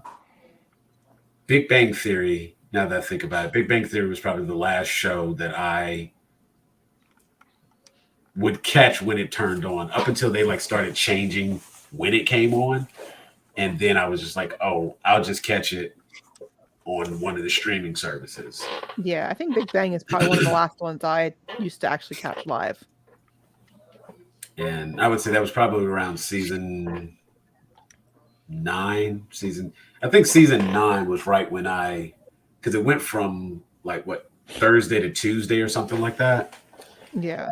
And when they made that change, it was like just threw off my whole week, and now I can't watch it anymore. So, but I fortunately I was still DVRing a lot of it, so I was able to go back and watch multiple episodes in a row in order to get through those last like 2 seasons.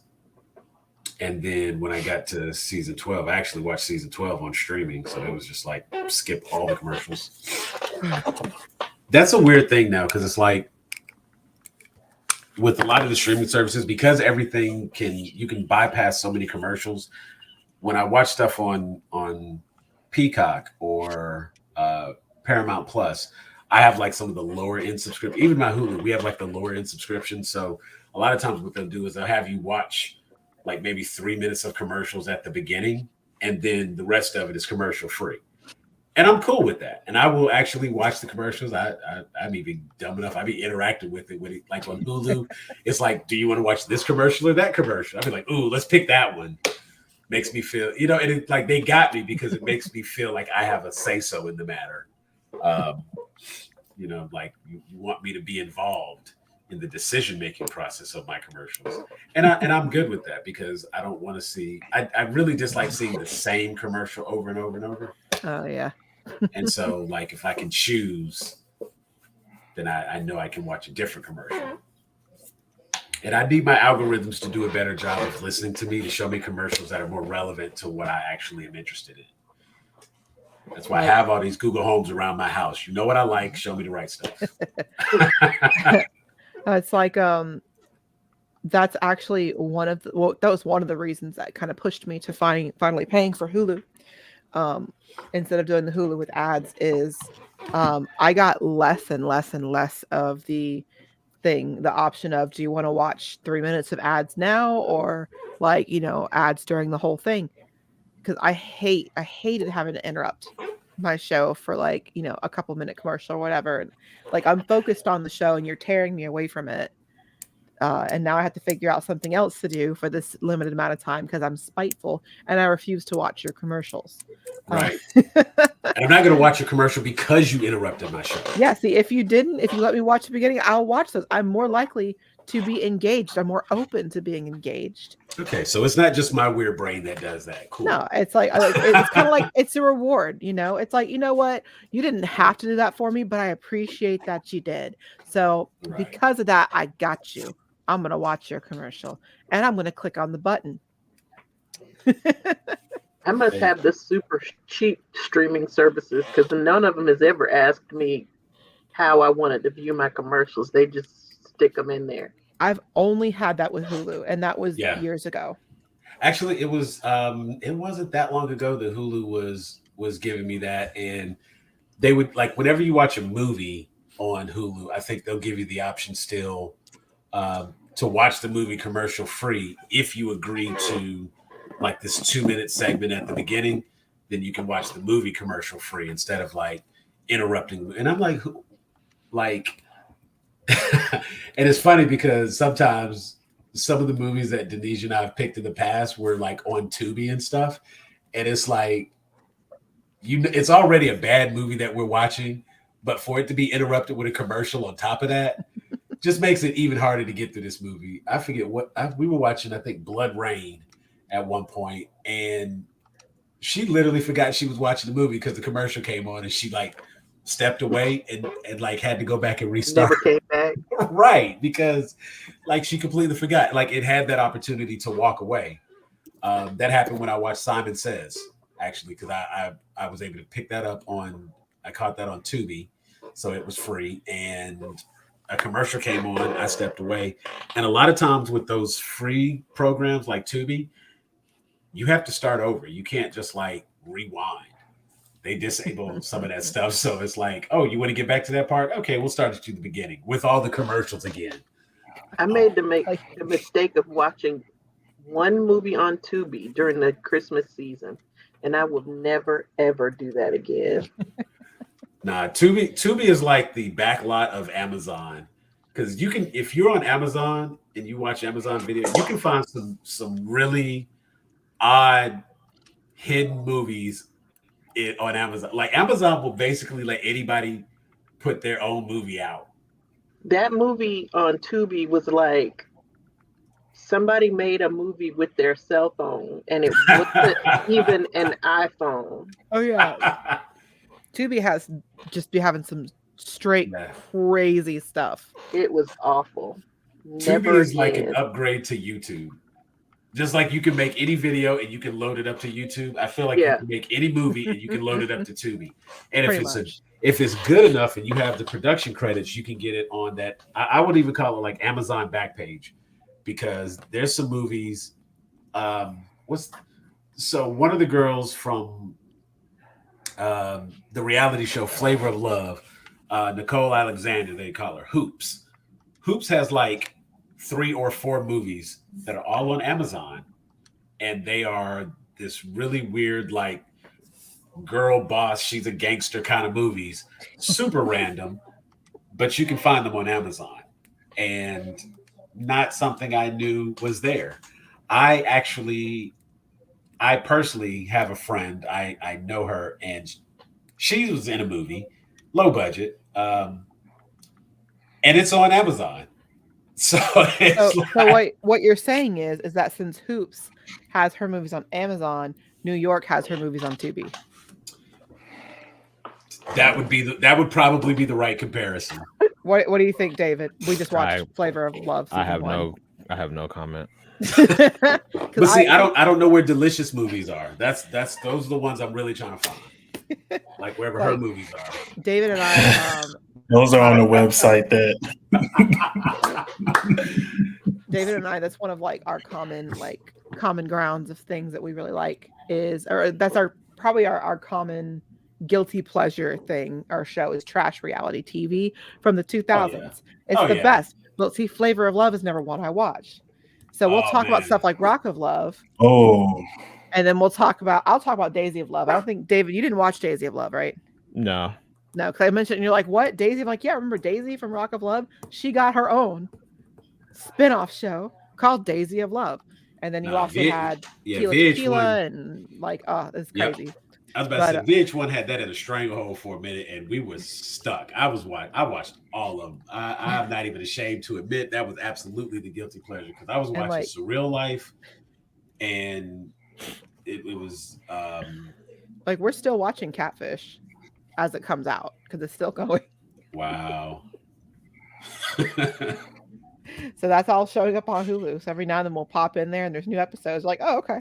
And we'll watch Catfish. See, I never watched Catfish, but like we both watched like Jersey Shore and like so much random trash television stuff, especially since that was around the time when I could like get the TV to myself more often in my house. So those 2000 reality shows, they were the greatest. Like that was probably the best era of reality, and I think that's before we all like truly found out and knew that everything was quote unquote scripted, because we knew and we didn't. I think we still tried to hang on to hope that it wasn't. Right. Well, there was enough of the randomness to still make you believe that, you know, maybe the producers were pushing for this or pushing for that, but that this was still like reality and these situations were still popping off just the way they were popping off. Especially like with, you know, Surreal Life and the cast of characters they had on that show. That was actually what sparked having Flavor of Love, and then Flavor of Love gave us I Love New York, a real chance at, right. David. Wait a minute, and then A Real Chance at Love with the brothers. Unfortunately, dance. That was some of the greatest television, man. New York. Are you kidding me? That was, even if hit the wall. Nah. Sorry. Well, Black China's mom got a damn reality show now. Like, right. I mean, it got super saturated after that, but at the time, it was jumping at the time, and it was absolutely just that. It was a guilty pleasure, and it was just something to watch, more to make fun of, to like, you know, point and laugh, but it was entertaining. Right. It was entertaining. It was absolutely entertaining. I'm good on reality TV now. Like I don't understand how Keeping Up with the Kardashians is even still on. Like, it's not actually. It's not. Oh, okay. They've transitioned to a different series on Hulu. Okay. Yeah. Oh. I'm upset that I know that. You know, I was about to say, you know what? It's not even in my algorithm. I was like, well, that's the thing. It shouldn't be in mine, but there, there's certain things that get pushed to you just because you happen to fit a certain demographic. Well, because I am a woman, they push certain stereotypical things towards me that they assume I would like because I am a woman, and I'm like, no. See, and I would just like Sam, just like when we watch one black movie, your algorithm shows you any and every black thing they have on the entire app, even though it's not similar at all. No, it's like I watch Nope, and it's like things you might like. 227, Rock, similar, Martin. Right. First, I'm like these are not like that at all. Not at all. Except that there's black people. Right. The algorithm knows better than to send me anything with a Kardashian in it. But see, I figured honestly, just because I've been a fan of Kanye for some time, that it would be like, oh, well, if you like Kanye, remember he was married to Kim, so maybe you would be interested. Like, no, I figured they push it for the Gen Z and the millennial ages. That's about it. Gotcha. I will say my Snapchat constantly tries to show me stuff about Kylie Jenner in Daily Mail, and I'm just like, I don't care. Tap next, tap next, tap next. Oh, here's an article I might read. This is interesting. But Daily Mail is just like current gossip for little celebrities and stuff like that. So I typically it's weird. I would say if I get my celebrity gossip news, it's more interesting stuff like DeFranco. I'm Philip DeFranco. I'm more curious as to what he has to say, because at least I feel like he's kind of reporting news. Yeah.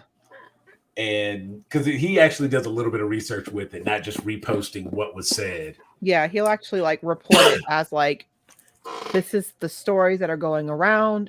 This is the actual story, or it's just a rumor or whatever. Yeah, he covers it as a news story, essentially. That's one of the reasons why he doesn't do a lot of celebrity stuff, unless it is specifically a story, because he doesn't cover celebrity gossip like that. Right. And it was like, now those are shows I missed. Stuff like Talk Soup. I missed just what it was called, The Soup, with Joel McHale. Yeah. But I'd love me some Joel McHale, though. Joe McHale, funny. You know what? We tried that new show, Animal Control. I think that's what it's called, Animal Control. Yeah, we did that first episode. It was like, this is. I'm good. I was gonna try it because I like the Indian girl in it, Vella Lovell. She's been in a couple things that I've liked that have gotten canceled, and I think she's funny. But yeah, I was like, I'm cool, dog. Yeah, we watched the first episode, and it was just like there was maybe one or two chuckles the whole episode, and I'm just like, I see how this is trying to go. And then I asked wife, I was like, okay, so there was one night we were looking for something to watch. It was like, you want to try another episode? She was like, nah. Nah. Watch another episode of Psych. Watch 2-3 episodes of Psych. We're good. Caught all back up. Dopamine flowing again. And that's how that ended up going. So yeah, I think what we could absolutely do a focus on just sitcoms and TV shows and live action TV. It doesn't even have to necessarily be specifically geek oriented, because I don't know that like people who watch every episode of The Office. It's a fandom. Yeah, like I was about to say, it's that fandom part of it. I don't necessarily automatically put that person, because you've watched every episode of The Office, doesn't automatically make you a geek in my mind. I don't know. In the definition that I kind of have floating in my head, it's that a geek is someone. It's more of a verb. You geek out over something where you have a big obsession with it. Right. And so in my mind, that could apply to pretty much anything. So anyone and everyone are geeks, and then we're all grown. Well, some of us are grown. I'm telling you right now, I am a kid with adult income. Okay, it is a problem. I'm still waiting on that adult income. Yeah, me too. It is a problem. I mean, compared to my kid income, I could actually buy the shit I want now. You know what I'm saying? I may have to plan for it, save up for it, and whatnot, but I can do it. And that's the key.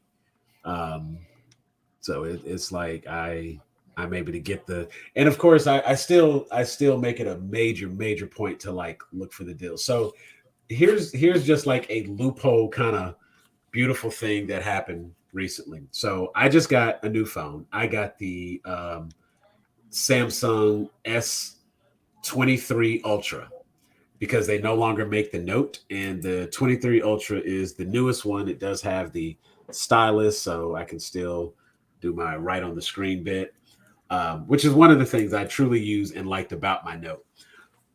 So here was the crazy loophole promotion that I took advantage of. They were offering like, you know, this major trade credit if you trade in an old Galaxy product. And I had my Note 8. So for my birthday, like maybe a year or two ago, I bought the Note 20 Ultra from someone who was trying to jump ship and go get them an iPhone. So they sold me the Note 20. So I've had my Note 20, and because my Note 20 was just like bought outright, I've been eligible for an upgrade for the longest. My Note 8 was just sitting in a drawer. Works fine. Still, everything's good. So I took that into the store to see if I could trade that in. Got $1,000 trade credit towards the purchase of this phone. It's like, hell yeah. So of course we're going to go ahead and upgrade. So I get this upgrade, and I go in, they're having a sale on their accessories. Because of course, you know, you get a new phone, you got to get a case, and now they've changed out all the chargers and stuff. So it's like, it's all complicated and trying to charge and whatnot. So I'm like, ugh. So I go to get a charger, and I'm like, okay, well, I'll get this charger, I'll get this case. And then she tells me, she's like, oh, we have buy two, get one free on the accessories. So I have a Samsung watch as well. And I'm like, well, do you have like any of the little charge stands where I can charge my phone, my watch together? And of course I have like Bluetooth headphones. So can I charge all three? She goes and she finds this Samsung branded charger, little charge station. Thing was $99. And I was like, well, I know they're going to give me the $10 charger for free, but let me take a look at it. She goes to ring it up. Tell me why the $99 charge station comes up as the free item. I pay for the case and the charge block, and I got this $99 item for free. I was like, swipe the card. Swipe the card.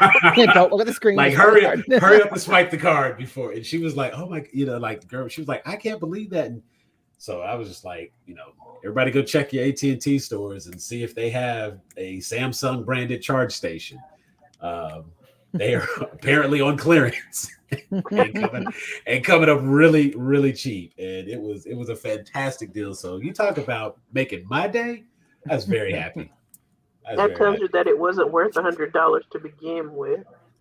It may be, because I mean it's I would definitely say, like, I wouldn't have paid $100 for that under normal circumstances. Ain't no way. I could definitely jump on Amazon and find something for like $20 that would do the same thing. Oh yeah, Samsung also loves getting rid of products like that. It's how I got my S Pen or my S Fold pen for my Fold with the official case for only $20 when the pen by itself is $100. Yeah, see, because it was a mega clearance thing. This is the Fold 3, not the Fold 4. They're trying to get rid of the cases, just trying to move stock. Yep. And this charger, it has it's a little charge base, so it's induction charging. You just lay your phone on top of it, boom, it charges. Same thing with my watch, just lay the watch on top of it. It's got special 2 little spots right there. Whoop, whoop. Charges like it's supposed to. It is fantastic. It sits on my nightstand. It's great. And they wanted $100 for that, and I got it for free as my free item. So that means it was less than $10 because it rang up as the free item. So everybody go check your local AT&T stores to see, because that is my carrier. What if it was a pennied out item?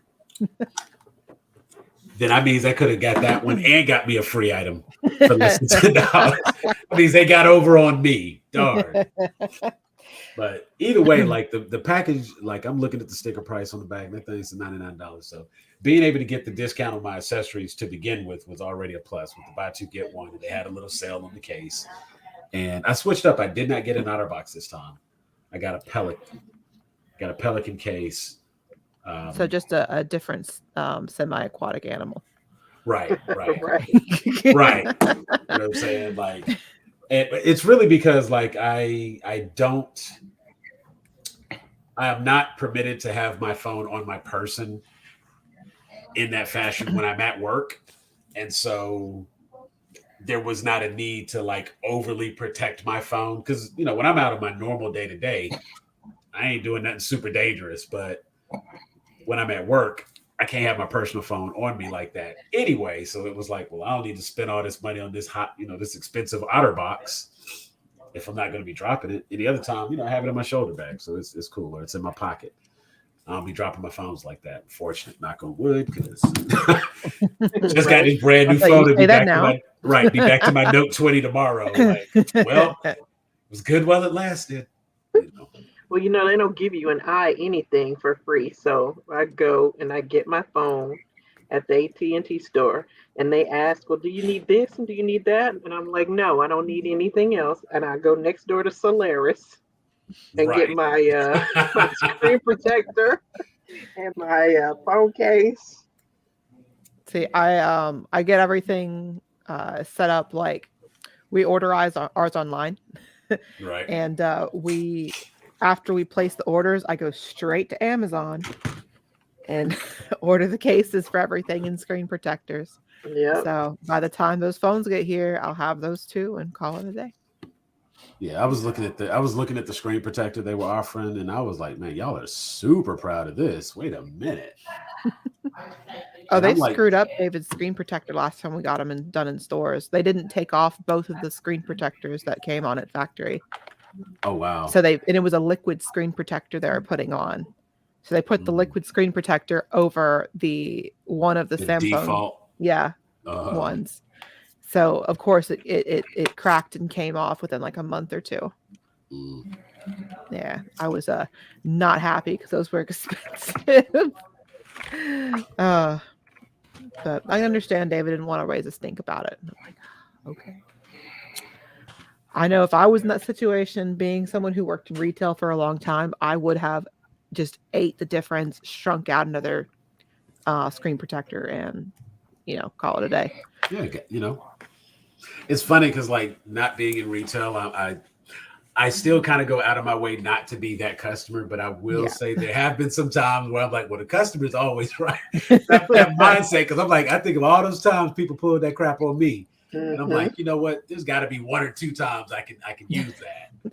Or like it's a thing of like, now listen, I know you could get away with doing something about this. Right. Like you act like, or like you're taking this way too serious, or you're not doing everything you could to help the customer. It's almost like you get a sense of, I did this so many times. I stuck my neck out so many times. I kind of want someone else to do it for me too. Right. Like I deserve I earned this. And I think that's really what it is. Like I have put out so much goodwill to make customers happy. I expect that at some point I am due by good customer service. And I will say, like, I also make it a point to like, I make it a point to like do all the little surveys and give everybody their good points and that sort of thing. Just because I know it, I do know how that little pat on the back from the boss because you had that good survey can just like make the day go by a little easier. So I try to always do the little surveys for people when I get them. I'm not going out my way to do a survey, but even if I have to like call in for customer service, if my situation gets resolved or whatnot, I try to remember the name of the person I spoke with, and I'll take a little 2-3 minute survey at the end of my call to give a kudos to that person. But it's funny. I'm looking online here and I see that they still want the same $60 for that screen protector. SAG is tripping. Like, nah, bro, we're not doing that. Yeah, speaking of all this, I need to message back to people about my broken wheel on my screen here. Oh. So, let's see. You know what? I want to make it a point to discuss more TV shows, and we can just random TV shows. I would absolutely agree, Linda. I do think having a certain bit of fandom towards anything allows you to use geek as a verb, not a noun, and therefore you can kind of geek out on things a lot more. I try real hard not to be that gatekeeper, and I try to be like very, very inclusive, and allow everybody to be their own type of geek. So, and it's also kind of reclaiming the word and taking away the negative connotation of it, because everyone's a geek about something. Whether you're a sports geek or immediately think about Clerks. I'm taking it back. That's it. yeah. That's what my grandma called me, a geek. Yeah, I'm taking it back.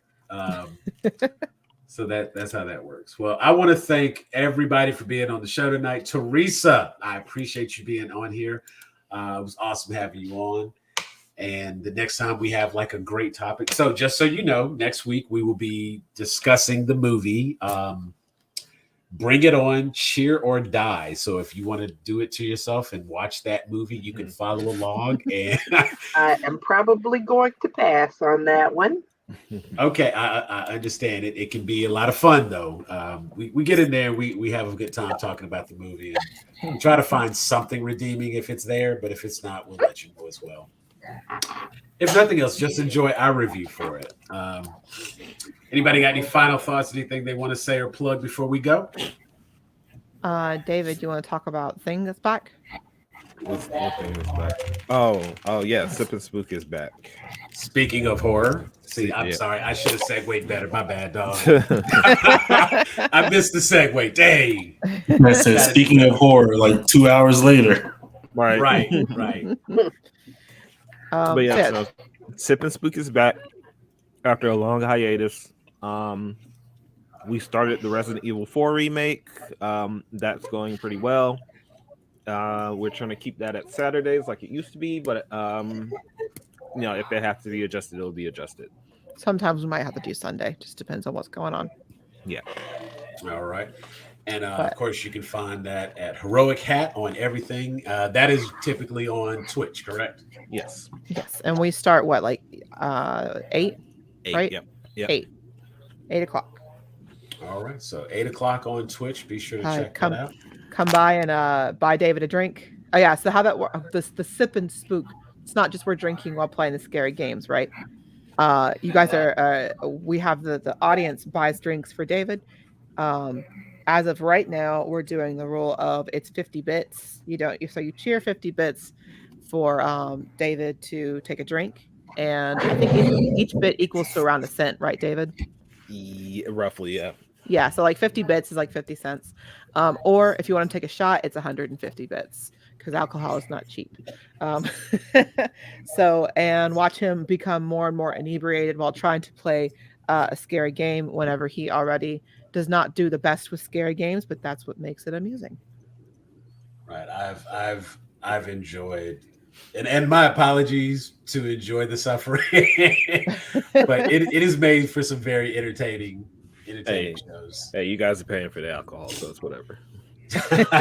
Honestly, like we made enough from our first one we did, the Silent Hill 4, to buy the Stream Deck that David uses now. Mm-hmm. So it's not a lot, but it's something. And it does help pay for the alcohol as well. I try and keep track of that based on how much people donated and how much we got out of the bottle.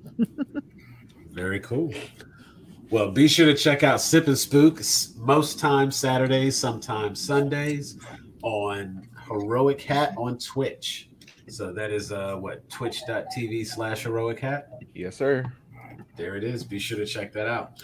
I want to thank all my guests for being here tonight. We are Grown A Geeks. This has been Weigh-In Wednesday. You people are awesome for being here with us. Make sure to click the like and subscribe. Follow us on all the socials, Grown A Geeks, and we are out of here. Peace.